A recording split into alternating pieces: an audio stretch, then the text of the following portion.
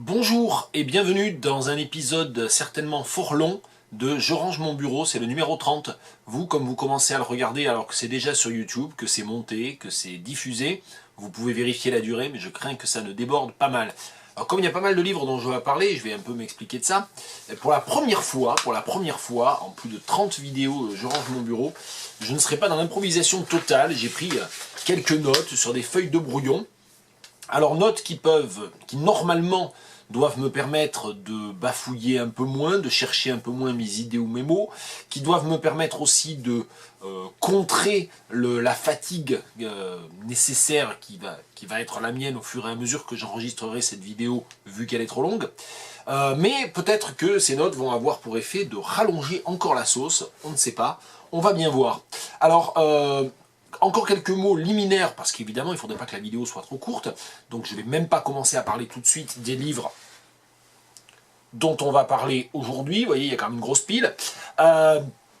Deux autres informations, en quelque sorte, avant de poursuivre. La dernière vidéo Je range mon bureau, c'était il y a 6 jours seulement, c'était la numéro 29, mais c'était un peu particulier puisque je rangeais des livres dont je m'étais servi pour préparer la communication du 13 novembre 2018 à Lyon.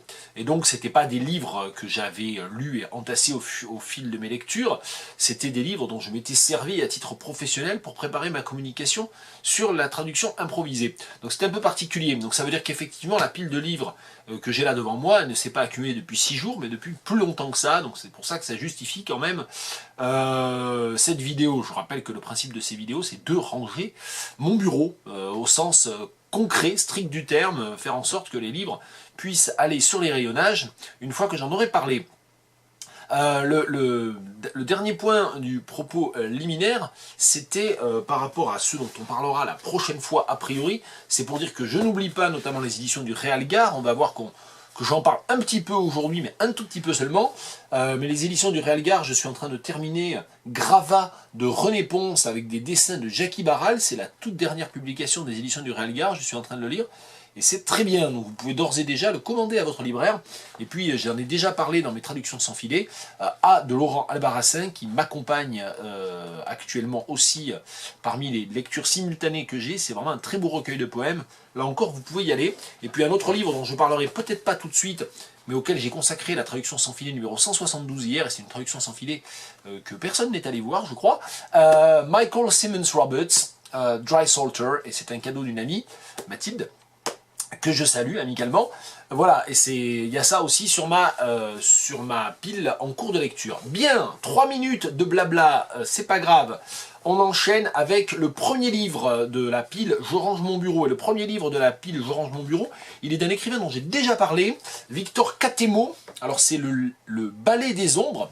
Et en fait, quand j'avais reparlé de Victor Catemo il y a quelques semaines, quelques mois, je ne sais plus très bien, Le Lit des ombres aux éditions du Myriapode 2015, eh bien c'était pour dire que j'avais bien aimé cet écrivain très peu connu, qui est un peu en dehors des radars de la critique africaniste. C'est un romancier de la RDC, de la République démocratique du Congo, ex-Zaïre, et du coup je m'étais dit, il va falloir quand même que j'aille y voir de plus près. Donc j'ai commandé un livre, peut-être à moitié au hasard, je ne sais pas très bien comment j'ai fait. En tout cas, j'ai commandé le Ballet des ombres. Et alors, quelle ne fut pas ma surprise, parce que j'ai commencé à lire, je me suis dit, c'est bizarre, c'est bizarre. En fait, le Ballet des ombres, publié en 2004 aux éditions Acoria, c'est en fait une première mouture du Lit des ombres. Donc c'est très intéressant en termes de critique génétique, en termes de, comment dire, pour voir comment un écrivain s'approprie un matériau, le retravaille, etc.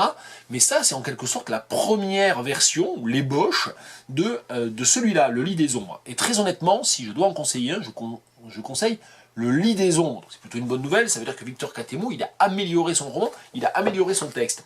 Donc le Ballet des ombres a vraiment un côté un petit peu ébauche, à savoir que ça finit de manière très abrupte, il y a un certain nombre de transitions qui manquent, ou même dans l'écriture, c'est moins abouti que le Lit des ombres.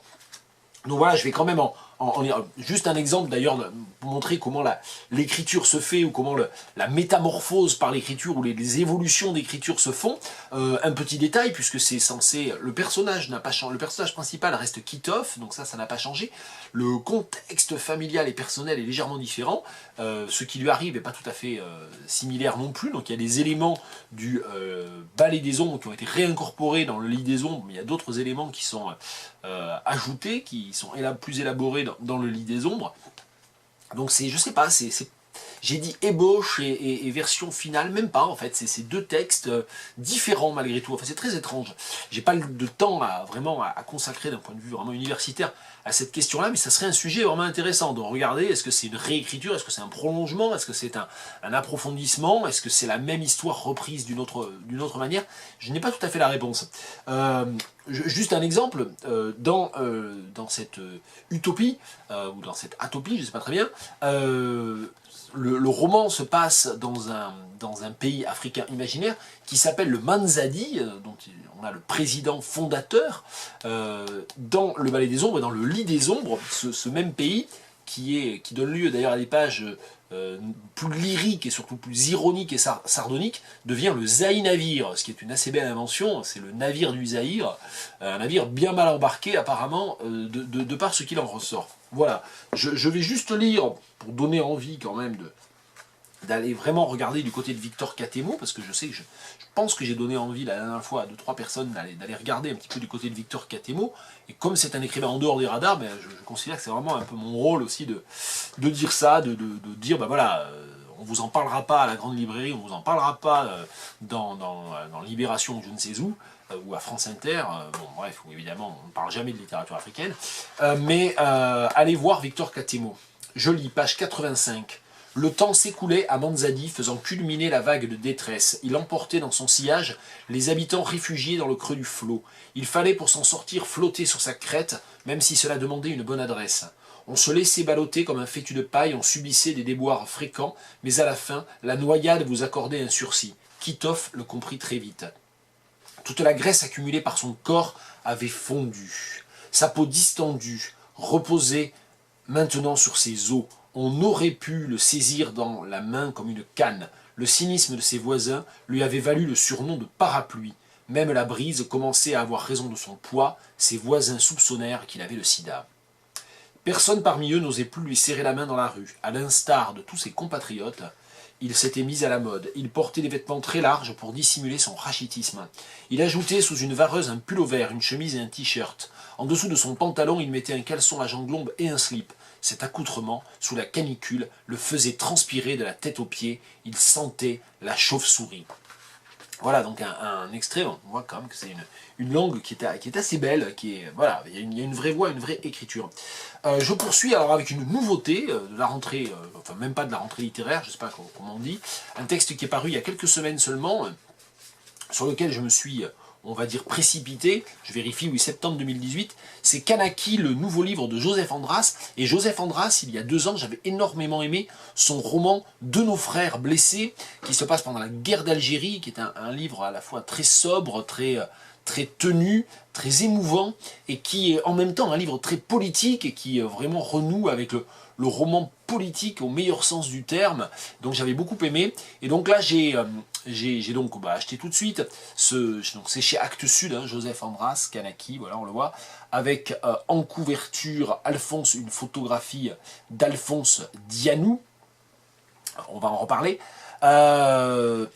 et j'étais un petit peu déçu par Kanaki en fait après De nos frères blessés, je vais expliquer pourquoi. Alors c'est un livre qui est un livre fondamental, essentiel, j'ai été un petit peu déçu, mais j'en recommande la lecture. J'en recommande la lecture pourquoi? Parce que sur cette question, bon, ça parle très principalement de la prise d'otage de la grotte d'Ouvéa. Moi je me rappelle, j'avais 14 ans à l'époque de la prise d'otage de la grotte d'Ouvéa. Donc ça revient sur cet épisode-là, et Joseph Andras a cherché à faire, à écrire un livre et à mener une enquête pendant 3 ans, de sorte que ça n'est pas un roman, c'est vraiment une sorte d'essai. Ça commence, ça s'appelle voilà, Kanaki sur les traces d'Alphonse Dianou, et ça, il appelle ça un récit. Alors, plusieurs caractéristiques, et j'expliquerai ensuite pourquoi j'ai été un peu déçu à titre personnel, mais c'est vraiment une broutille, et puis peut-être moi aussi, c'est peut-être mes goûts personnels aussi. Livre essentiel parce qu'il n'y a pas réellement d'équivalent, il fait la synthèse entre un certain nombre de témoignages de premier plan, de personnes qui ont fait partie, qui ont été témoins, qui ont été acteurs de la prise d'otage et de sa fin sanglante, de l'attaque, etc. Bon, il a rencontré Le Gorju, par exemple, donc 30 ans après, ou presque 30 ans après l'assaut. Donc il a vraiment fait un travail de synthèse qui est un vrai travail de chercheur, en fait, donc il y a un travail de journaliste et de chercheur qui est très présent ici.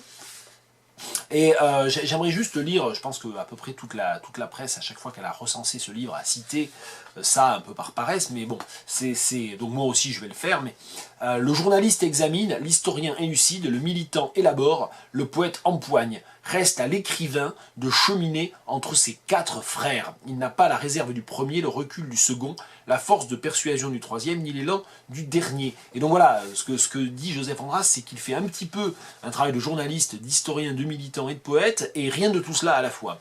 Donc d'où il en ressort un texte évidemment fondamentalement hybride, qui se clôt d'ailleurs un petit peu comme il commence. Je croise une dernière fois le regard, le livre se termine sur la tombe d'Alphonse Dianou à la page 291, dans ce qui est d'ailleurs une sorte de rejeu ou de reprise d'un passage antérieur à la page 190. Et donc je cite la dernière phrase. Je croise une dernière fois, donc sur la tombe, le regard de celui dont l'État jura qu'il était moins qu'un homme. Il esquive sa cible de justesse, quelque peu incliné dans le vague, dirait-on, perdu peut-être, mélancolique sans doute, sale foutu mot, au pluriel, sale foutu mot, mais nous n'avons plus qu'eux. Donc voilà, finalement, l'écrivain, tel que le définit Andras, à la croisée et à l'extérieur de 4 démarches que sont le journalisme, l'histoire, le militantisme ou la poésie, c'est composé avec les sales foutus mots parce qu'on n'a que ça. Donc voilà, ça s'inscrit un peu dans cette perspective-là, bon, qui est très intéressante, qui est un peu peut-être une perspective à la Zébalt, peut-être. Voilà, donc livre essentiel parce que voilà, je pense qu'il faut contrer l'idéologie par de l'idéologie et par de l'écriture, approfondissant les questions idéologiques et tentant de les cerner, ça c'est très important. Livre que je conseille aussi parce que sa structure est extrêmement attachante, au sens où ça se lit bien du coup aussi. Kanaki est une alternance de, à chaque fois, plusieurs chapitres courts dans lesquels Joseph Andras raconte son enquête. Donc le narrateur c'est Joseph Andras. Alors je pense Joseph Andras est un pseudonyme, parce que personne, je crois, sait qui c'est, ou très peu de gens savent qui il est. Mais le narrateur est Joseph Andras, et donc il raconte les différentes personnes qu'il rencontre en Nouvelle-Calédonie, à Ouvéa, les circonstances de ces rencontres, ses entretiens. Donc on a un côté un petit peu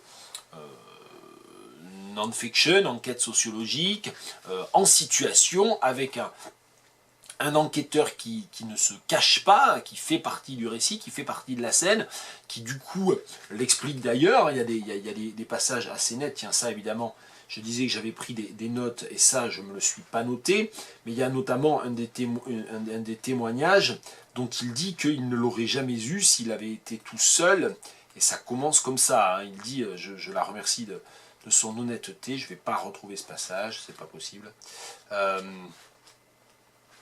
Si, ça y est, chapitre 33, page 197. J'apprécie sa franchise, elle m'aurait claqué la porte au nez si j'étais venu toquer sans Dave Lavellois à mes côtés. Nelly me demande ce que je veux.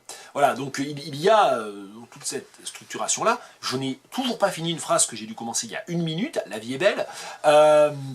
Alternance, oui, la structure de Kanaki en alternance. En alternance entre quoi et quoi? Donc, entre des chapitres brefs dans lesquels l'enquête est racontée, et des chapitres brefs aussi, non numérotés en italique. Voilà, je vous montre le début de l'un d'entre eux, du deuxième d'entre eux, et dans lesquels Joseph Andras narre de la manière la plus objective possible, et là j'insiste bien aussi, parce que cette alternance est aussi une alternance entre subjectivité et objectivité, ou tentative d'aboutir à un récit finalisable objectif. Ces passages en italique racontent une à une les journées précédant l'assaut. Et donc il y en a 14, logiquement, puisque à chaque fois la dernière phrase est similaire, au chiffre près. à l'exception du chiffre, si vous voulez, où, ça se termine toujours par 13 jours plus tard l'assaut sera lancé, 12 jours plus tard l'assaut sera lancé, 11 jours plus tard l'assaut sera lancé, etc., etc. Donc on a cette structure avec cette alternance de chapitres brefs, 2 ou 3 à chaque fois à la suite, qui racontent l'enquête, qui font avancer l'enquête de Joseph Andras, qui a duré 3 ans, entre 2015 et 2018, et on a en alternance ces passages en italique qui sont en fait, en quelque sorte, l'aboutissement de l'écriture elle-même. Et au lieu donc de donner peut-être le making-of, puis une sorte de version finalisable, objectifiable, qui correspond à toutes les vérifications et à tout ce que lui pense pouvoir décréter comme la vérité de ce qui s'est passé pendant ces 2 semaines, au lieu d'avoir ça, on a l'alternance entre le making-of et entre le making-of un peu subjectif, un peu décomposé, un peu fait de va-et-vient chronologique, et de dialogue, et de portraits diffractés, d'une mosaïque de portraits, et du coup d'une mosaïque de points de vue sur la figure d'Alphonse Dianou. Donc voilà, on a vraiment cette alternance et c'est vraiment fondamental. Je me rends compte que j'ai pas du tout regardé mes notes et que j'ai déjà beaucoup parlé, donc je pense que ça confirme ce que je disais au tout début. Les notes font que ça va durer beaucoup plus longtemps, ou alors que je vais pas m'en servir. Alors j'ai écrit quoi? J'ai écrit dans mes notes que, par exemple, j'ai noté de citer la page 228, tiens.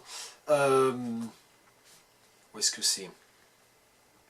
Dans les pages de son journal, Romain Rolland admis aimer Lénine autant que Gandhi, cela se peut, mais au prix d'un grand écart. C'est précisément l'espace rendu possible par pareille position qui enveloppe les présentes pages. Le demi-jour, le pointillé et la tension. Donc là encore, Joseph Andras réaffirme le fait que ce récit est un espace de doute, à savoir qu'il aboutit à un certain nombre de convictions, mais il n'y a pas de finalisation totale du point de vue, c'est en ce sens-là que ça n'est pas un récit entièrement idéologique, ou en tout cas qui oblige le lecteur à partager totalement telle ou telle idéologie. J'ai noté quoi d'autre? J'ai noté, en fait, bon, déjà de remarquer un certain nombre de caractéristiques linguistiques, parce que je veux montrer un peu aussi comment Joseph Andras écrit, je vais terminer par ça. Page 103, un gallinacé coquerique derrière nous, donc il invente le verbe coqueriquer. Il utilise l'adjectif bronze à la page 160, une maison, un jardin, un frêle chaton et un enfant à la peau bronze, et je dois avouer que je n'ai pas vérifié dans un dictionnaire, mais la seule autre occurrence que en tout cas dont je me souviens, je l'ai peut-être rencontré d'autres fois, mais la seule autre occurrence dont je me souviens de l'adjectif bronze, c'est dans une chanson de Gérard Manset, dans Prisonnier de l'inutile, je crois. Ouais. Peu importe. Et puis un autre élément, là non plus, j'ai pas vérifié ce verbe, parce que c'est pas un verbe que je connais, et le passage en plus c'est intéressant à citer. Vous allez voir comment ça se termine. Que Guevara vibra à la vue d'armes à feu dans la Sierra Maestra et pressa la détente d'un calibre 32 contre le côté droit du crâne d'un paysan ayant trahi pour servir, moyennant denier, le régime du tyran, la chose est sue et transparente. Que Jorge Semprún, alors résistant, abattit au Smith & Wesson un soldat allemand près d'une rivière en une matinée d'automne pour lui dérober son fusil mitrailleur et sa moto, la chose s'entend, surtout lorsqu'on sait qu'il hésita. Donc là on a cette série de que avec des imparfaits du subjonctif, et ça se termine comme ça, qu'un émule de Gandhi, et là il est question d'Alphonse Dianou, dont Joseph Andras essaie de déterminer le portrait, et de dire voyons, est-ce qu'il a pu tirer? Voilà, c'est une des grandes questions du livre. Est-ce qu'Alphonse Dianou fait partie de ceux qui ont tiré sur les gendarmes dans la panique de la prise d'otage de la gendarmerie? Prise d'otage qui a ensuite donné lieu à cette prise d'otage et ce déplacement dans la grotte sacrée d'Ouvéa de manière totalement improvisée d'ailleurs.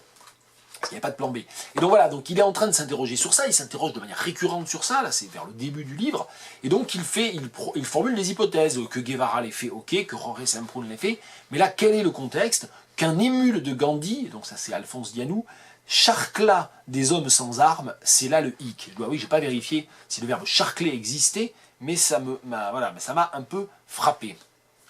J'ai dit que j'avais quelques réserves dans l'écriture du récit, Kanaki, dans l'écriture elle-même, et en fait, voilà, ce qui m'a embarrassé un peu, c'est qu'il y a parfois un effet un peu de rédaction, c'est-à-dire qu'on a l'impression vraiment que Joseph Andras cherche à écrire de la manière la plus élaborée possible, pas tellement dans les passages en italique, dans les chapitres en italique, qui tentent de dénouer un peu le compte à rebours et le déroulé des événements qui ont mené à l'assaut final sanglant et meurtrier certainement, très certainement évitable de cette manière-là, de par la structure même du livre et de ce vers quoi le livre tend, mais plutôt en fait dans les chapitres consacrés à l'enquête, le corps du texte, parce que j'ai pas compté, mais ces chapitres, ces 45 chapitres, représentent peut-être les 2 tiers ou les 3 quarts du volume réellement du livre, qui en fait à peu près 300 pages. Donc en fait c'est surtout d'ailleurs sur les débuts, enfin, c'est sur certaines transitions, mais c'est aussi sur les débuts de chapitres que l'on retrouve ça, une sorte de volonté un peu de faire style, de chercher à forcer un peu l'écriture. Et par exemple au début du chapitre 6, à la page 35, ce qu'en anglais on appelle des mixed metaphors, je ne sais même pas comment on dit ça en français, si ça se dit en français, la cathédrale épingle sa croix aux voiles jaunasses et mauves du point du jour. Déjà il y a l'image, la cathédrale épinglée. Alors, épingler la croix crucifiée, je sais pas, enfin, déjà, l'utilisation des deux mots, bon, est une image quand même forte, c'est chargé, c'est assez beau, c'est tout à fait possible d'écrire comme ça, mais aux voiles jaunasses et mauves du point du jour. Donc, elle reprend l'image de l'épingle avec le point du jour, qu'il dédouble, et en ajoutant une image nautique, donc le fait que la cathédrale, là encore une image relativement conventionnelle, pour le coup, de la cathédrale navire. Mais les voiles, c'est le ciel. Donc là, moi, n'en jetez plus. Et en plus, ça continue. L'air se gorge d'herbe et de grillons. Assis sur un balcon, je feuillette mes notes, etc. etc. Donc déjà, voilà, un exemple. Le début aussi du chapitre 25. Alors là, je le cite parce que c'est moi qui suis bête, sans doute, mais j'ai mis un moment à comprendre. Face à la mer, l'Église se dresse comme la seconde lettre de celui qu'elle révère. Et je dois avouer, je ne suis pas particulièrement chrétien ni quoi que ce soit, mais enfin, normalement, les églises, elles sont consacrées, enfin, elles sont consacrées principalement au Christ, hein, dans la religion chrétienne. Alors, elles peuvent être consacrées à tel ou tel saint, à telle ou telle sainte, à l'Esprit Saint, enfin, à la Vierge, enfin, mais quand même, celui qu'elle révère avec un C majuscule, on est dans la religion catholique, en fait, ici. Moi, je me suis dit, ah bon, tiens, elle se dresse comme un H, c'est bizarre. Et en fait, je me suis dit, mais non, en fait, c'est Dieu. Mais voilà, donc pour pas dire l'église se dresse droite comme un I, qui était banal, du coup il va chercher quelque chose d'ultra compliqué, enfin j'ai trouvé ça pénible. Il y a d'autres exemples, hein, j'en cite un troisième, mais il y en a plein d'autres, hein, comme je suis pas méchant, que le but c'est pas de dézinguer l'écriture non plus, ou de faire une charge contre l'écriture de Joseph Andras, dont une fois de plus, je le précise, hein, je recommande vraiment le livre, c'est un livre très important, c'est un livre à lire sur cette question du mouvement indépendantiste kanak, sur la figure même d'Alphonse Dianou, dont il essaie de tracer un portrait en creux, mais extrêmement complexe et extrêmement nourri, et extrêmement alimenté. Donc c'est un très beau livre, hein. Bon, à ces quelques réserves près. Donc voilà, j'ai pas tout noté, mais j'en ai noté une autre, où est-ce que c'est page 170, la fumée déroule ses anneaux bleuâtres. Là, c'est plus un cliché, quoi, dérouler les anneaux, la fumée bleuâtre. Bon, bref. J'ai pas, voilà. Donc, il y a quand même ces réserves-là. Je pense que. Bon. Moi, j'ai ces réserves. Peu importe. Je parle trop de toute façon. Le livre suivant, et là, on est sur quelque chose de radicalement différent, c'est un recueil d'articles. C'est un recueil d'articles publié, dirigé, alors publié aux éditions Peter Lank cette année est dirigé par mon collègue spécialiste de jazz, professeur de musicologie à Tours, spécialiste de jazz Vincent Cotreau, et ça s'appelle Musique et forme brève. Et c'est un recueil d'articles qui provient en partie d'un colloque qui a été organisé à Tours sur la forme brève, et dans laquelle les collègues de musicologie ont bien entendu apporté leur pierre. Donc là, voilà, de manière... Du coup, ça coupe un petit peu la pluridisciplinarité du colloque, mais c'était quand même un très gros colloque. Donc du coup, les interventions de musicologie sont publiées à part dans ce volume. Du coup, il y a une belle unité. Il y a quand même de la pluridisciplinarité, ne serait-ce que parce qu'il y a vraiment des articles sur le 16e, 17e siècle, puis il y a des articles sur le jazz, sur la musique improvisée, donc voilà, c'est quand même, il y a un peu le grand écart malgré tout. De nombreux articles ont retenu mon attention, m'ont intéressé, plein, en fait tous, hein, si je veux dire. Alors moi je lis ça vraiment comme un néophyte total, à savoir que dès qu'il y a des analyses, de transcription, dès qu'il y a un peu trop de concepts de solfège, dès qu'il y a des... L'article sur le contrepoint, je l'ai lu, il m'a intéressé, mais enfin il m'est passé très largement au-dessus de la tête. Ça m'a rappelé quand j'avais essayé de lire parfois les livres de musique de Yankelevitch, à savoir que dès que il y a des concepts vraiment de musicologie, de solfège, etc. Mais moi je suis complètement largué, je n'ai jamais fait de solfège et j'y comprends rien. Donc voilà, à cette réserve près qui fait que je lis ça un peu comme un néophyte, j'ai appris plein de choses intéressantes et je vais rapidement reprendre ce qui m'a marqué le plus. Il y a l'article de Mauro Massiero sur Heinrich Albert et le Lied monodique accompagné, qui m'a fait découvrir en fait Heinrich Albert aussi, et donc du coup j'en ai un peu écouté, j'ai écouté des lieder de Heinrich Albert. Autre découverte, et celle-là alors elle est d'autant plus marquante qu'on trouve très difficilement, j'en ai trouvé que 2, des enregistrements de ces 12 lieder. C'était un article sur les lieder de jeunesse de Maria Theresia von Paradis. Alors Maria Theresia von Paradis, c'était une aveugle surdouée de la fin du 18e, pianiste, chanteuse et compositrice, et qui a effectivement composé un certain nombre de lieder lors d'un voyage, lors du fameux voyage en Europe que les classes aisées payaient à leurs enfants, plus souvent d'ailleurs à leurs fils qu'à leurs filles, donc là on peut sinon une exception, du moins un cas un peu particulier. Et en fait, voilà, ça m'a permis là aussi de découvrir, de lire un petit peu tout ce contenu culturel là, et puis du coup de découvrir Maria Theresia von Paradis, qui n'était même pas un nom. Alors si vous allez chercher sur YouTube, Maria Theresia von Paradis, il y a 150 enregistrements, j'exagère à peine, de sa sicilienne, alors pour violoncelle, pour piano, pour violon, donc pour piano et violoncelle, il y a notamment un très bel enregistrement de Jacqueline Dupré, entre autres. Mais alors pour trouver le reste de l'œuvre de Maria Theresia von Paradis en enregistrement sur internet, il faut se lever matin. Donc il y a notamment, je le signale, le Morgenlied eines armen Mannes, la chanson, littéralement la chanson du matin, l'aubade d'un pauvre homme ou d'un misérable, qui se trouve là assez facilement quand même, sinon pour le reste c'est un peu compliqué.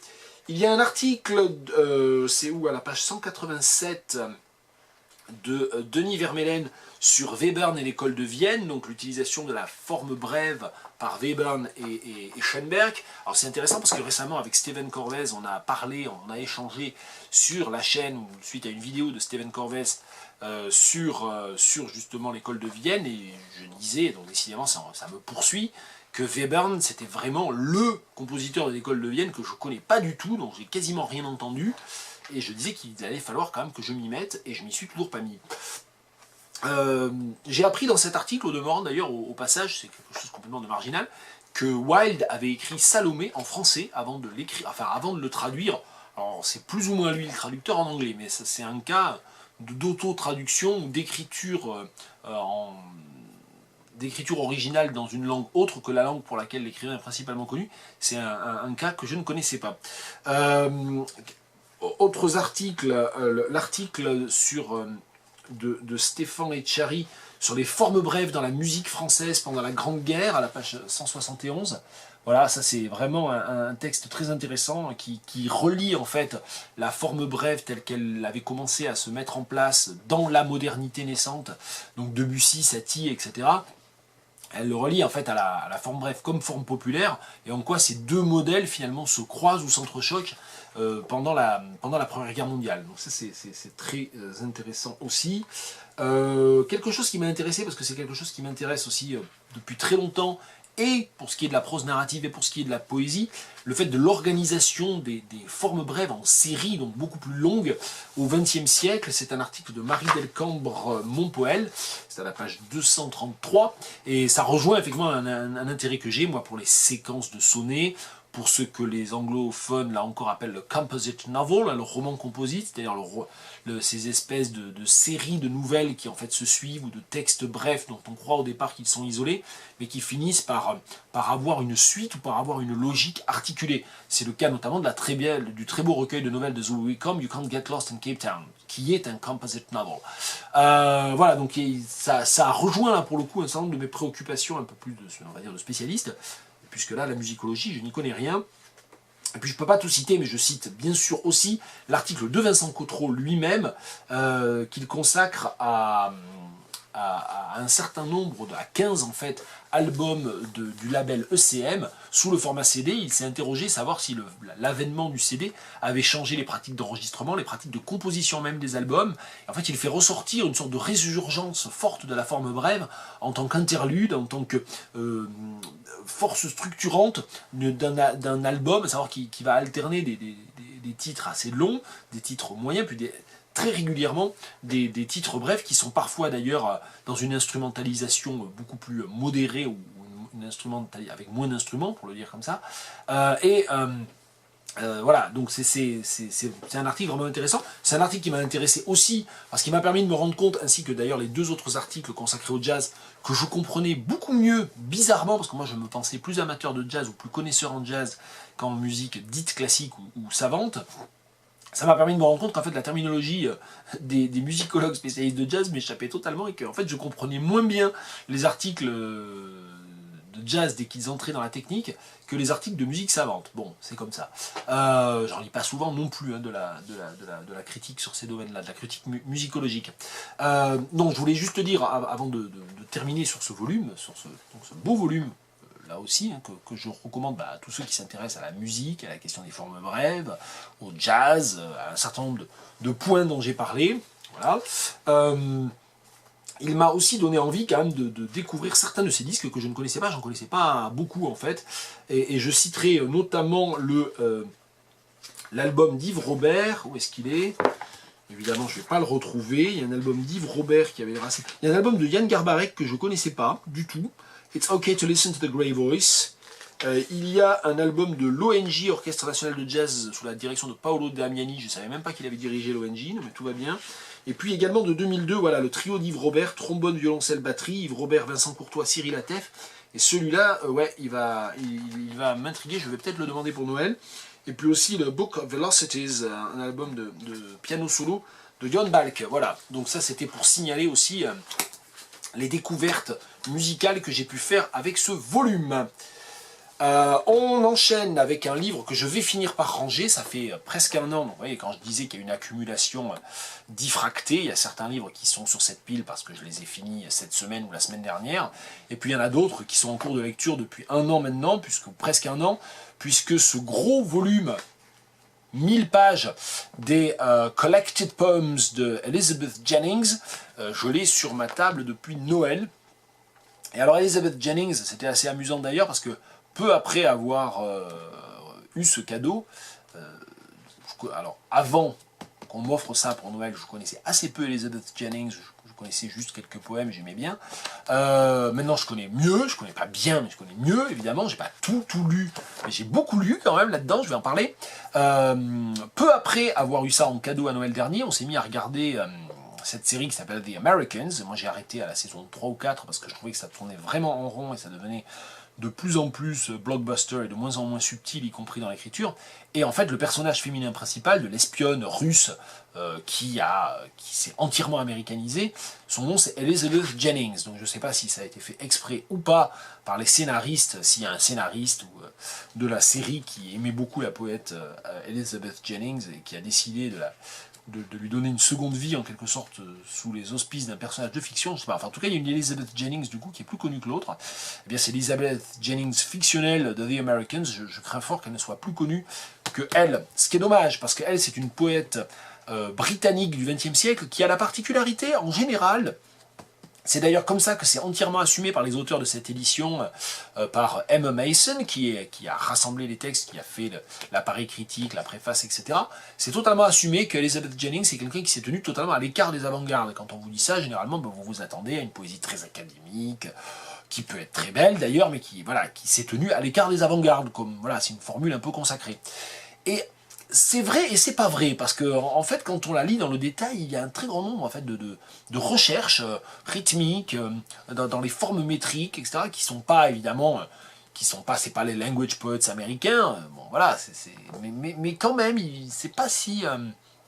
c'est pas ringard quoi, enfin je sais pas comment le dire autrement, c'est une poète que j'aime lire et que j'aime lire pas par une sorte de plaisir un peu réactionnaire ou de simplification, pas du tout, c'est une poète très inviting, enfin, et très demanding, je sais pas comment dire, enfin exigeante et dont la langue, dont les choix poétiques sont exigeants.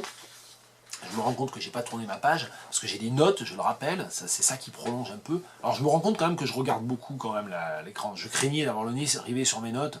Bon, bah, c'est comme quand je fais cours, j'ai des notes, mais je les regarde jamais. Bon, c'est pas grave, elle me rassure, je suppose. En fait, c'est pas vrai, hein. Quand je fais cours, souvent, j'ai même pas du tout de notes, mais ça, c'est encore autre chose.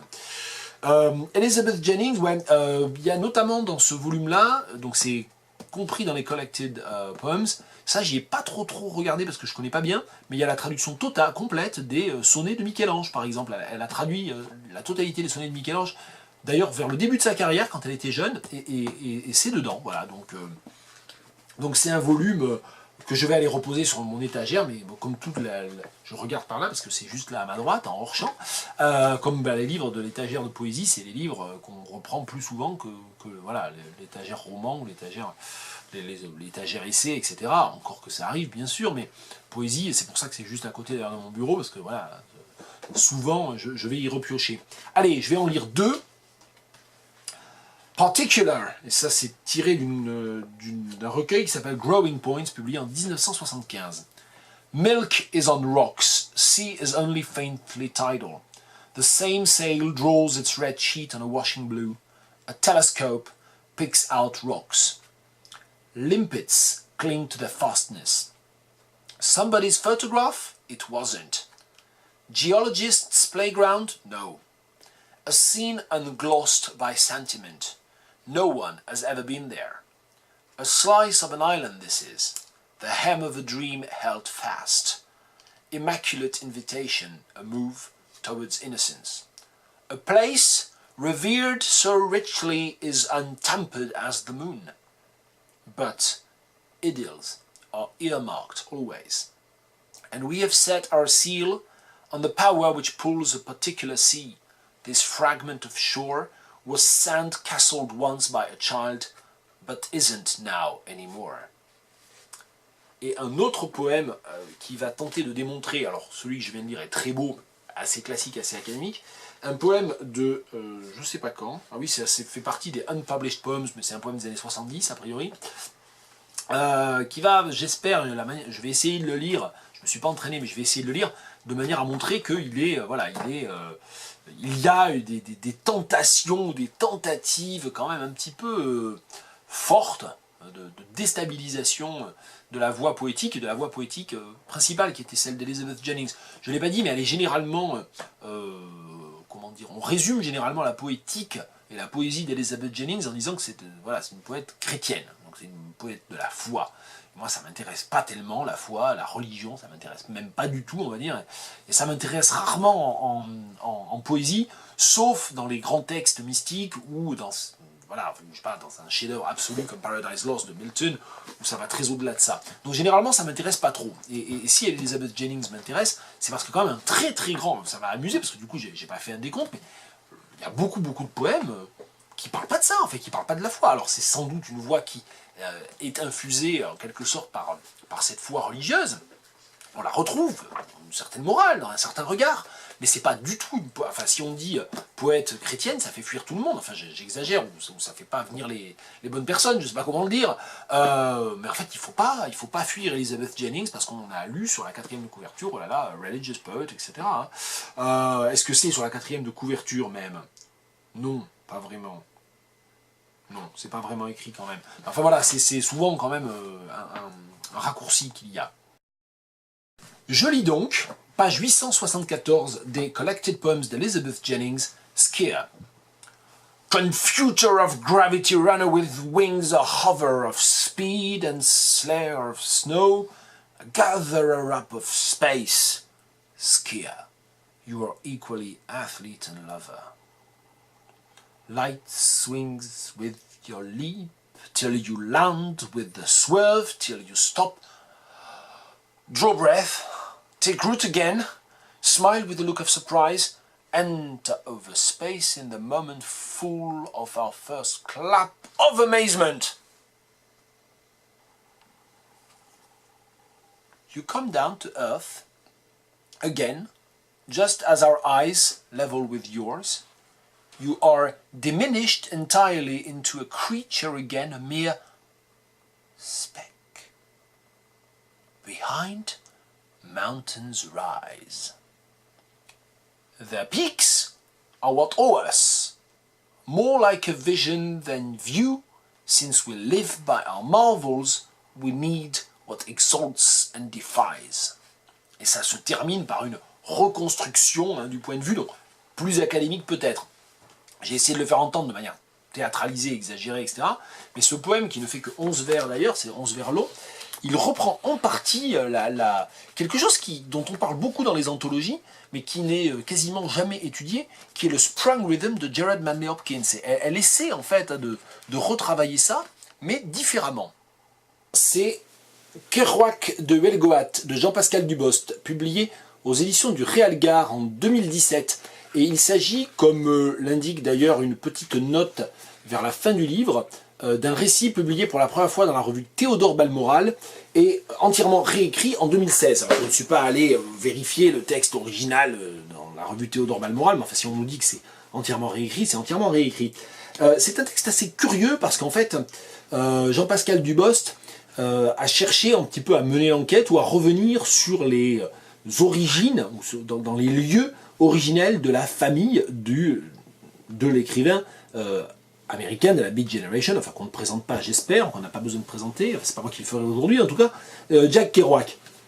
Et donc le titre, bien sûr, Kerouac de Huelgoat, tend à montrer évidemment que l'origine, la forêt de Huelgoat de cette famille Kerouac est au centre, bien sûr, du livre. Alors ce qui est intéressant en fait, c'est que il ne s'agit pas pour Jean-Pascal Dubost d'aller sur les traces des ancêtres de Kerouac par principe, mais parce que Kerouac lui-même a fait cette tentative-là et a cherché à aller sur les traces, vers ses origines, dans une espèce de fantasme un petit peu qui est assez bien décrit, assez bien démonté et articulé, ou désarticulé peut-être, par Jean-Pascal Dubost. Je ne vais pas parler de ça là, je ne vais pas lire ça.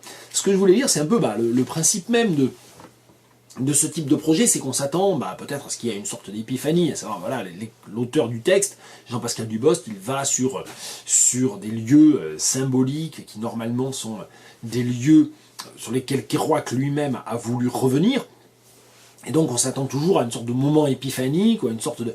Et alors ce qui est intéressant ici, c'est que l'épiphanie a lieu dans la non-épiphanie, en quelque sorte. C'est une non-révélation, puisque ce qui se passe, au contraire, c'est une sorte de choc de rien. Je vais lire le texte et vous allez comprendre. La plaque, décrite comme telle dans l'article d'Ouest France qui m'en a pris, faillant m'étouffer aussitôt la pause récente le 9 juillet dernier, 8 jours avant donc, mais sans en préciser l'emplacement exact, cette plaque n'était pas une plaque, mais une stèle, dont l'hideux aspect n'avait pour égal que l'hideux aspect d'un marbre funéraire, dressé devant la forêt de Huelgoat, sur fond de chaos du Fao. La banalité du monument est telle qu'une déception lui attribuerait trop de relief et d'honneur. Ainsi donc, c'est ici qu'un groupe de 32 gens d'Amérique du Nord, de la Kiroisie, put, d'un marbre symbolique, marquer le commencement de la lignée des Kerouac et accomplir ce que Jack Kerouac ne put. Ni tristesse ni joie particulière, rien que le constat de la hideur, en totale correspondance avec la grisaille de l'échec de Kerouac. Une inscription funéraire fichue d'une héraldique québéco-bretonne. Aucun satori, aucune illumination soudaine, aucun réveil brusque, ni aucun éblouissement de l'œil est total et transcendant, aucune révélation, et de toute façon, je ne cherchais rien de tel, et de toute façon, ne sais ce que je cherchais, tout en sachant bien que je cherchais quelque chose qui ne vint, mais dont j'espérais, sans me l'avouer, qu'elle se révélât, hic et nunc, verticalement foudroyante au moment précis où je me trouverais devant la plaque. Rien ne vint d'une révélation vide et cependant dynamique et bienfaitrice qui me fit accéder à une part inconnue de moi, à un point vide et central en dedans du corps et qui fut au-dessus de mon humanité. Rien non plus qui me signalât consciemment ce que j'étais venu chercher là inconsciemment. Et pourtant, quoique rien n'advint, ne me surprirent aucun sentiment de déception, d'amertume ou de regret. Voilà, je n'en dis pas plus. Kerouac de Huelgoat, dans une petite collection, il y a quelques textes de ce format-là aux éditions du Réalgar, des textes brefs qui sont des rencontres. J'avais parlé du texte de Lionel Bourg, Charles Maurice, un oiseleur, lors d'une des précédentes vidéos. Voilà, c'est un peu dans cette catégorie-là, si j'ose dire. Après Elizabeth Jennings tout à l'heure, un autre livre en anglais, Kate Tempest, The Bricks That Built the Houses. Et Kate Tempest, c'est une, alors on ne sait pas très bien comment la présenter, chanteuse, artiste de hip-hop, slameuse, poète, à coup sûr, puisqu'elle publie des recueils de poésie qui correspondent plus ou moins, ou comment dire, ont un ensemble partiellement commun avec ce qu'elle performe sur scène en tant que chanteuse. Et donc c'est ma mère qui m'a prêté ce livre. J'avais jamais entendu parler de Kate Tempest, donc c'est une belle découverte. Ou plus exactement, alors c'est un livre de 2016, et là c'est l'édition de 2017. C'est une belle découverte. Enfin, Kate Tempest est une belle découverte. Le roman, pas tellement en fait. Et c'est assez curieux d'ailleurs, parce que le livre, qui a d'ailleurs eu un certain succès, il a été publié, traduit immédiatement en français, il est paru là cette année chez Rivage. Ce qui est intéressant en fait, c'est, voilà, j'ai passé 6 ou 7 heures à lire ce roman, je me suis forcé même à le finir, parce que j'étais arrivé aux 2/3, j'avouerai que j'ai lu la deuxième moitié, à moitié en diagonale d'ailleurs, pas totalement en diagonale, mais un peu en diagonale. Pourquoi ? Parce qu'en fait, j'ai donc passé 6 heures, à peu près 5-6 heures à lire ce roman, et c'est un roman très conventionnel en fait, dans son écriture, dans ses choix de personnages. Moi, c'est des personnages qui m'intéressent pas trop en plus, voilà. Mais l'écriture de Kate Tempest m'a pas donné envie de m'y intéresser. Ça arrive très souvent qu'un roman parte d'une série de personnages, d'une situation qui me parle pas plus que ça, qui m'intéresse pas plus que ça. Mais l'écriture, la structure romanesque me font rentrer dedans. Bon là, rien de tel, parce qu'en fait l'écriture est une écriture, et c'est ça qui est très curieux de la part d'une slameuse slash poète hip-hop. L'écriture est en fait une écriture presque académique de romans anglais contemporains. Alors ça c'est très curieux, un peu comme si, je sais pas, si Oxmo Puccino publiait un roman, et qu'en fait vous achetez Oxmo Puccino, il écrit comme Marc Lévy, je suis méchant, non pas comme Marc Lévy, il écrit oui comme Modiano, voilà. Vous achetez Oxmo Puccino et vous avez du Modiano. Mais c'est un peu ça pour Kate Tempest, donc c'est assez curieux. Et finalement, voilà, Kate Tempest c'est une découverte, mais je vous conseille de passer plutôt 1 heure à écouter 3 ou 4 fois chacune ces 3 ou 4 meilleures chansons. Je mettrai éventuellement des liens en dessous si j'y pense, et si j'y pense pas comme d'habitude, il faut me réclamer. Mais voilà, je vais lire quand même un extrait assez bien écrit quand même, du roman à la page 241, mais c'est pour dire que cette question m'a intrigué, m'a interrogé, parce que ça pose la question de la littérarité, qu'est-ce que la valeur littéraire, qu'est-ce que l'écriture, et ça rejoint un certain nombre de choses qui sont dans le paysage depuis quelques années, la polémique autour du prix Nobel remis à Bob Dylan il y a 2 ans par exemple, question sur laquelle je reviens assez souvent, sur laquelle je reviens même avec mes étudiants parfois, à savoir que du fait que Bob Dylan n'était pas estampillé écrivain traditionnel, parler de littérature à son propos semblait aussitôt une aberration, alors qu'en fait, pour comparer les 2 derniers prix Nobel officiels, je ne parle pas du prix Nobel dit alternatif qui a été remis à Maryse Condé cette année, mais pour prendre les 2 derniers prix Nobel, Kazuo Ishiguro, pour moi c'est 10 fois moins un écrivain que Bob Dylan. Il y a beaucoup moins de poéticité, beaucoup moins de recherche littéraire dans Kazuo Ishiguro que dans Bob Dylan, que dans l'œuvre de Bob Dylan. Donc voilà, donc ça rejoignit ça rejoignit quoi aussi, le fait que je perds entre guillemets de plus en plus de temps à regarder les vidéos et à réfléchir à cette question de l'écriture par la vidéo. Bien, je vais le dire, hein, je parlais, je sais pas, une de mes toutes dernières découvertes, parce que j'avais raté totalement le coche, ce sont les 28 vidéos qu'Hervé Loire, Istapous sur YouTube a faites depuis le mois de juin, dans le cadre de l'atelier d'écriture de François Bon. J'ai découvert ça hier, j'ai commencé à regarder les 5-6 premières, il y a 10 fois plus, il y a 100 fois plus, enfin je sais même pas, c'est même pas comparable, c'est qu'il y a de l'écriture, il y a de la littérature, il y a de la performativité littéraire, il y a de la créativité littéraire dans ces vidéos, comme il n'y en a pas dans la moindre page ou dans le moindre volume de Jean d'Ormesson, par exemple. J'allais dire, il y a 100 fois plus de littérarité dans ces vidéos d'Istapous et Hervé Loire que chez Jean d'Ormesson, mais c'est déjà faire une insulte au premier, parce qu'il y a 0 littérarité chez Jean d'Ormesson. Donc voilà, donc c'est toutes ces questions, et de sorte que je m'interroge, qu'est-ce qui fait que cette artiste de hip-hop poète, elle se lance dans le roman, pourquoi pas, il y a cette espèce de fantasme du roman, ou de vortex, ou d'aspiration de tout ce qui se fait de créatif par le roman, pourquoi pas, mais pourquoi du coup sortir cette chose terne, cette chose sans intérêt, moi je trouve sans intérêt. Bon, j'en lis un extrait quand même. Vous allez voir que c'est pas totalement sans intérêt.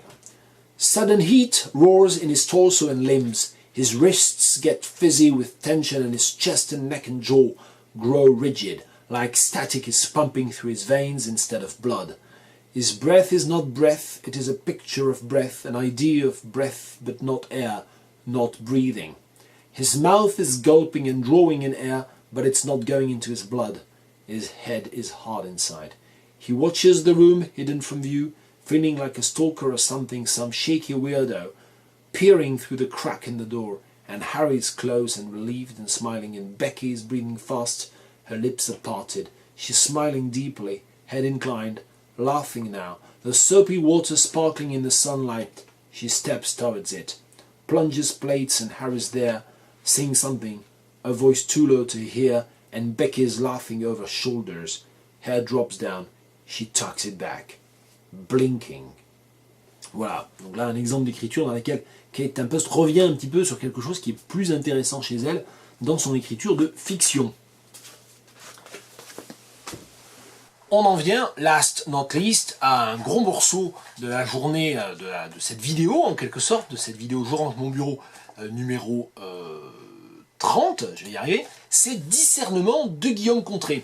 Et Discernement de Guillaume Contré, c'est aux éditions Louise Bottu, et c'est pas juste parce que l'éditeur et l'auteur fort gentiment m'ont envoyé gracieusement un exemplaire de ce livre-là que j'en parle, c'est parce que c'est un texte qui m'a dérangé, au bon sens du terme quand même, mais c'est un texte voilà, dont il est difficile de savoir absolument quoi faire, on va dire ça comme ça. Alors on apprend un certain nombre d'éléments si on regarde le paratexte, la 4e de couverture, si on glane ou si on glandouille un peu sur le web, ou si on est, comme c'est mon cas depuis très peu, ami Facebook avec l'auteur, et puis aussi et qu'on suit l'éditeur également sur Facebook. On apprend notamment, et ça c'est sur la 4e de couverture, que Guillaume Contré est traducteur, qu'il a traduit de nombreux livres de l'espagnol, du castillan, et qu'il est aussi critique littéraire, notamment au Matricule des Anges. Donc c'est un roman de critique-traducteur, ce qui en soi n'annonce rien de particulier, mais voilà, en revanche, ce qui est un peu plus étonnant, et c'est indiqué sur la 4e de couverture, il écrit aussi des livres en français ou en espagnol. Celui-ci par exemple a été écrit en castillan, puis traduit en français. C'est donc un texte auto-traduit, donc déjà ça appartient à cette catégorie respectable aussi en termes de volume, en termes quantitatifs. Enfin, c'est pas la majorité de la littérature qui est auto-traduite, donc voilà, ça appartient au petit cénacle des textes littéraires auto-traduits. Je vais commencer en citant un extrait, puis ensuite je vais un petit peu présenter le livre, ou essayer de le présenter. Je lis un extrait de la page 68. Où est-ce que c'est déjà c'est bien parti. Voilà, c'était grossier, mais cela n'importa pas à Frédéric, car il avait cessé de penser. Et cette question, la cessation de pensée et l'absence d'importance, cela n'importa pas, etc., c'est un motif récurrent, et je vais partir de là. Alors, le livre se constitue, il fait une centaine de pages, 110 pages en fait, si on suit, et c'est un seul bloc paragraphe. Donc déjà, c'est le premier élément formel, dont on ne se rend pas compte tout de suite, enfin à moins d'avoir vraiment feuilleté le livre avant de commencer à le lire. C'est un bloc paragraphe, mais c'est un bloc paragraphe, donc ça veut dire qu'il n'y a aucune espèce de retour à la ligne, hein, c'est ça que j'entends par bloc paragraphe, mais entièrement composé de phrases courtes. À savoir que les phrases les plus longues, il me semble, font 3 lignes, 3-4 lignes. Et ça va rarement au-delà. Je peux me tromper, j'ai pas vérifié ça. On a une situation de récit dans laquelle on a un narrateur omniscient, parce que c'est pas vu de l'extérieur de toute évidence, et une narration de 3e personne avec un protagoniste. Il y a vraiment un seul vrai personnage que l'on suit pendant tout le texte, et qui s'appelle Frédéric, comme on l'a vu d'ailleurs dans la citation que j'ai donnée de la page 68. Alors on ne sait pas très bien du coup si ce narrateur omniscient n'est pas une sorte de projection de la conscience du protagoniste perturbé. Frédéric, il est perturbé, on va voir comment et pourquoi. Ça raconte une matinée, alors ça commence entre loup et chien, hein, en quelque sorte, c'est pas dit comme ça, mais lorsque la nuit n'est pas jour et que le jour n'est pas nuit, ça c'est le tout début.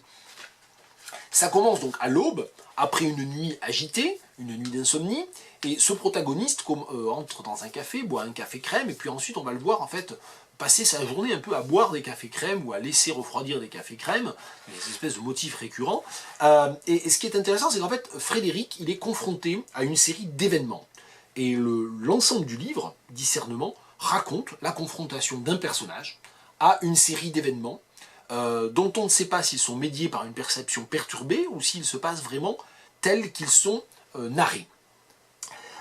Ces événements relèvent pour la majorité d'entre eux de l'infraordinaire, mais de ce que Pérec, c'est Pérec je crois, a appelé l'infraordinaire, ou vraiment le quotidien. Mais ce qui est étonnant, c'est que ce quotidien, ces événements complètement banals, la perception et surtout l'écriture en fait, de Guillaume Contré les rendent étranges, inquiétants et presque extraordinaires. À savoir qu'à un moment donné, la répétition de certains phénomènes acoustiques, ou telle récurrence de personnes, ou telle action impossible de tel personnage périphérique, de tel figurant, parce que on a l'impression, parce que voilà, il y a un protagoniste, que le reste, c'est un peu les ectoplasmes des figurants, qui sont un peu toujours en permanence aux marges du champ de vision de Frédéric, font basculer ça en fait dans ce qu'on pourrait appeler le para-ordinaire, à savoir que tout est banal, mais tout est particulièrement inquiétant dans sa banalité, ou particulièrement dérangeant de ne pas coller totalement à ce qui est censé être l'ordinarité. C'est pour ça que je parlerai de para-ordinaire. Alors ça commence, j'ai dit que ça commençait par cette mention de entre la nuit et le jour, qu'est-ce que je dis, la nuit n'est pas jour et le jour n'est pas nuit, c'est pas tout à fait vrai. La première phrase c'est « que s'était-il passé ?» Et donc ça commence au plus que parfait, donc ça place évidemment le récit dans le passé, avec une sorte de départ, de point de départ qui est, voici le récit d'une sorte de post-apocalypse finalement, un récit post-apocalyptique, pour tous les récits post-apocalyptiques pourraient commencer par ça, mais que s'était-il passé et donc on a un peu les conséquences de quelque chose qui reste nébuleux. Et ça se termine comment?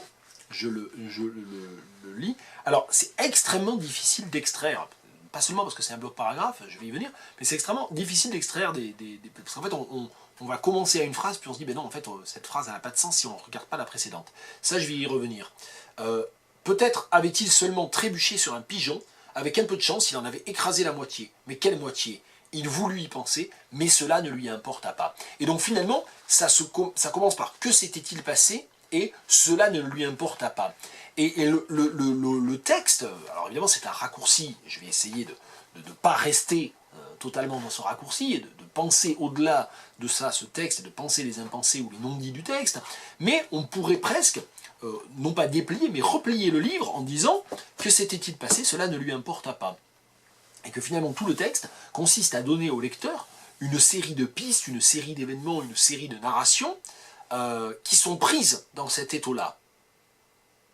Il s'est passé quelque chose avant, mais ça n'importe pas au protagoniste principal, de qui très certainement nous dépendons, c'est-à-dire le lecteur via le texte dépend pour la compréhension.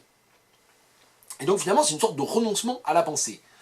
Ça n'est pas sans poser un certain nombre de questions aussi par rapport au titre, discernement, j'y viendrai. Donc voilà comment ça commence et comment ça se termine. Alors ça se termine, cette histoire du pigeon qui doit paraître un peu insolite, parce que j'ai lu ça comme si ça allait de soi, mais ça va pas de soi, avec un peu de chance, il avait écrasé la moitié d'un pigeon. On n'écrase pas la moitié d'un pigeon. Alors, parce qu'en fait, là encore, par un jeu permanent de symétrie, d'écho et de redite, on retrouvera ça, enfin on retrouve une sorte de reprise de la page 20. Et l'extrait que je vais vous lire de la page 20, là encore en ayant toutes les peines du monde à extraire ou à inciser au bon endroit, parce qu'en fait c'est comme le, je sais pas, c'est comme le bébé dans Eraserhead, hein, vous commencez à couper les bandelettes et vous vous rendez compte que en fait c'est le bébé. Bon, c'est un peu pareil dans le discernement, c'est difficile de dissocier, justement, de discerner, d'enlever, d'extraire, d'exciser un extrait. Enfin, je vais essayer quand même de le faire pendant cette présentation. Et donc, ici, vous allez voir que cette histoire du pigeon sur lequel on trébuche, sur lequel on saute, sur la question de la moitié de pigeon, s'inscrit dans une démarche qui est un petit peu plus une démarche finalement plus reconnaissable, identifiable, d'écriture loufoque ou pas d'écriture, c'est pas l'écriture qui est loufoque, c'est la manière dont ça fait dérailler le réel qui est un peu loufoque. Et donc ça s'inscrirait un peu dans une filiation qui serait celle, on va dire en français déjà pour s'en tenir à ça, d'Alphonse Allais, de Ionesco, voilà, de Chevillard peut-être aussi, je cite. Il pensa qu'il n'était pas très difficile d'écraser, disons, 10 fourmis à la fois, mais que cela l'était en revanche d'écraser ne serait-ce qu'un demi-pigeon. Et il trouva cette pensée étrange.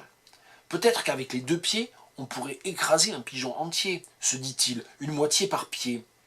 Mais il lui sembla que ce n'était pas très pratique. Il fallait sauter sur le pigeon avec les 2 pieds bien collés, et tandis qu'on sautait, le pigeon en profiterait pour s'envoler, ou il s'écarterait au moins un peu. Ça pouvait être aussi une question d'entraînement, et donc ça continue. Bon, on pense aussi à Beckett, on pense aussi, notamment dans Watt, dans mon souvenir, c'est notamment dans Watt que c'est le plus marquant, le personnage n'arrête pas de s'imaginer comme ça, un truc, tiens, de partir d'un élément très très réel, très, très banal, et de le faire dérailler vers quelque chose d'absurde, à force d'essayer de faire des inférences logiques. Donc il y a toute cette filiation-là aussi, bien sûr. Alors c'est un texte qui est ardu à lire, j'ai dit qu'il est ardu à exciser, il est ardu à commenter, c'est difficile d'extraire des passages du livre. Il est ardu à lire pour la même raison, à savoir que ça se présente vraiment comme un bloc, mais c'est pas seulement ça, c'est que aussi les transitions sont presque mécaniques et imperceptibles. Ça veut dire qu'en fait, idéalement, ce livre, il faudrait soit le lire une phrase à la fois, c'est-à-dire, je sais pas, je vais dire n'importe quoi, on va dire 110 fois 8, à vue de nez 880.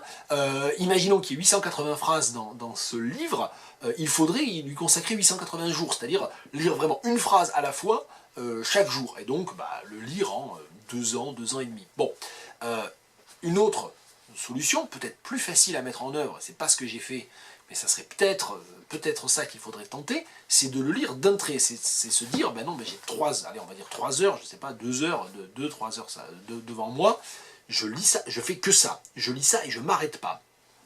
Et je n'ai pas fait ça, je l'ai lu même, pas la même journée, je l'ai lu en 2-3 jours, et du coup, en fait, quand on reprend, peut-être même plus d'ailleurs, hein, 4-5 jours, je lisais d'autres textes en même temps, mais quand on reprend le texte, on se dit, ah oui, là là, et en fait, j'ai repris presque systématiquement 3 ou 4 pages en amont.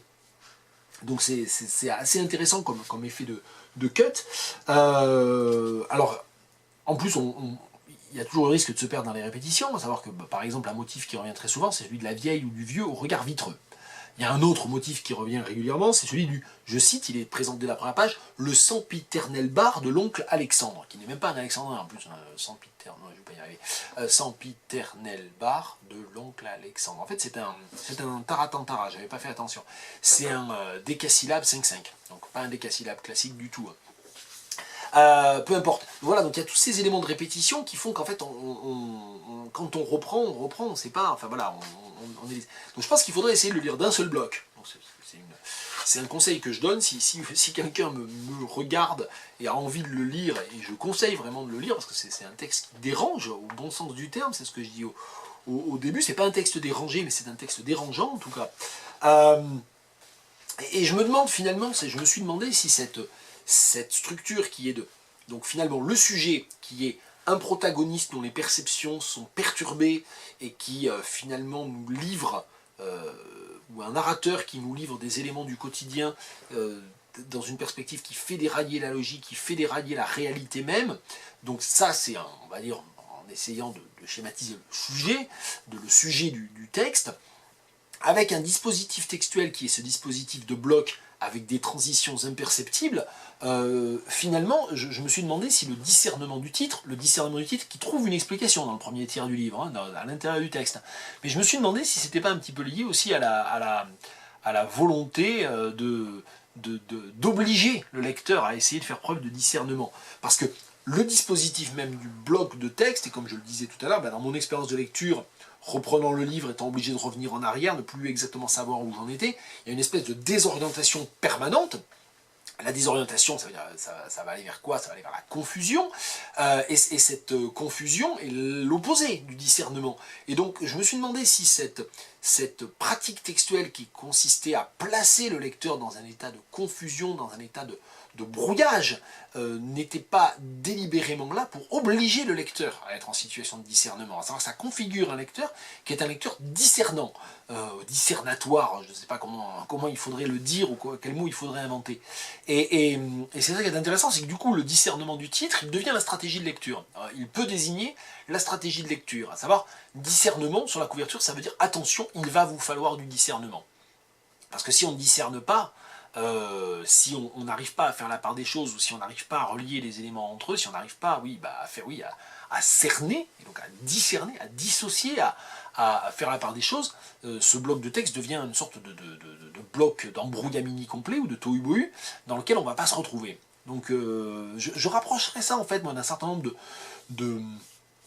d'œuvres musicales dans lesquelles on ne sait pas vraiment ce qu'on entend. Il faut vraiment écouter attentivement pour proposer soi-même ou créer presque soi-même la structure phonique enfin, de l'audition. Bien.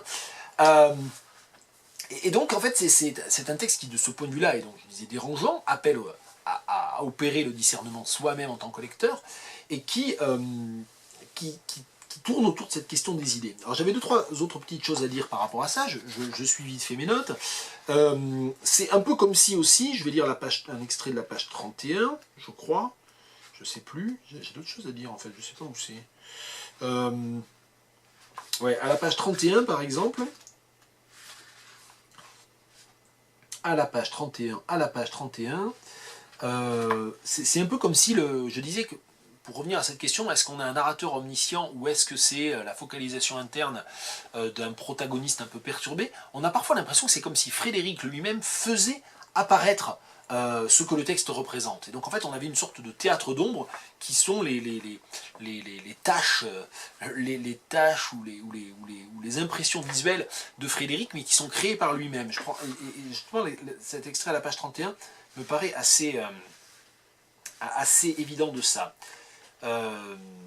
Cela n'importa pas à Frédéric, donc je ne vous dis même pas ce qu'il y a avant, parce que c'est impossible d'exciser, hein. Cela n'importa pas à Frédéric qui continua de penser aux statues. Il les imaginait apparaissant à demi, cachés derrière des haies de Troène.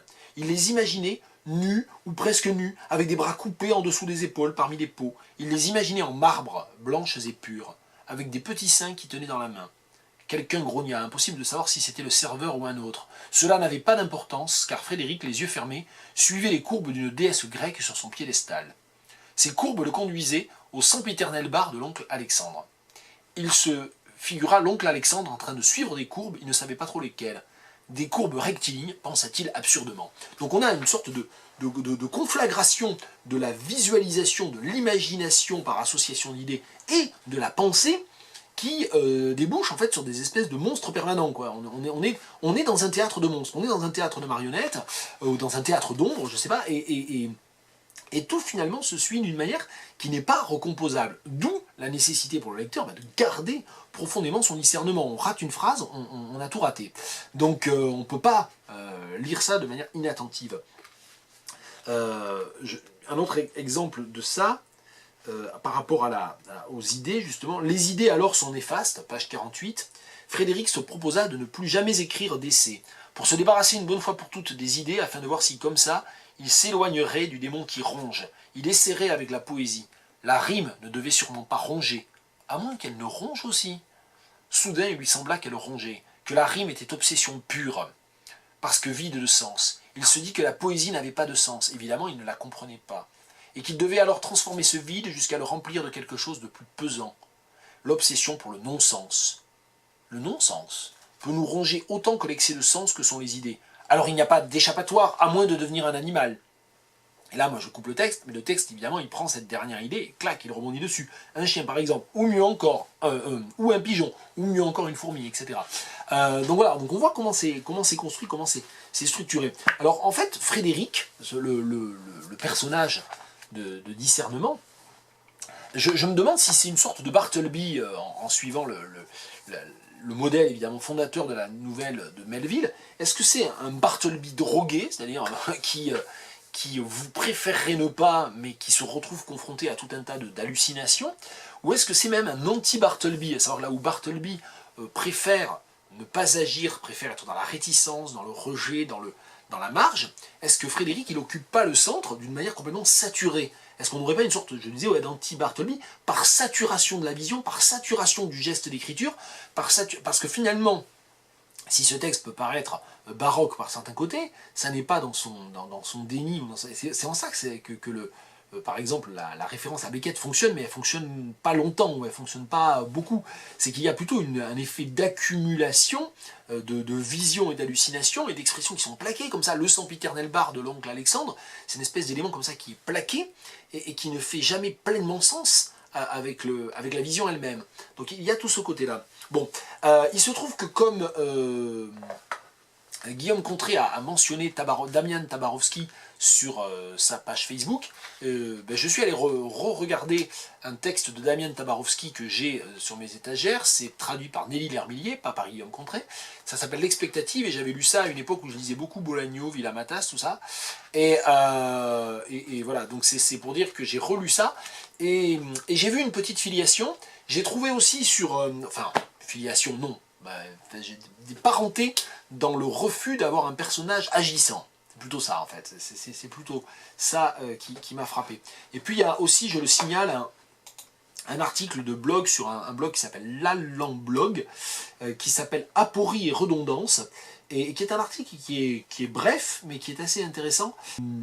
Guillaume Contré, discernement de Guillaume Contré, alors naturellement inspiré, on ne voit pas très bien en quoi c'est naturel, mais naturellement inspiré par les grands rénovateurs de la littérature latina. Et là, il cite, on pense à Plop de Rafael Pineo et à Pablo Cachadjan, prononciation non garantie. Et voilà, alors ça c'est les écrivains, c'est même pas des noms pour moi. Donc du coup, ça veut dire aussi que ma lecture, je voulais juste finir sur ça, ma lecture de Guillaume Contré, elle est bien sûr liée à mes lectures, à mon horizon textuel, à mes connaissances.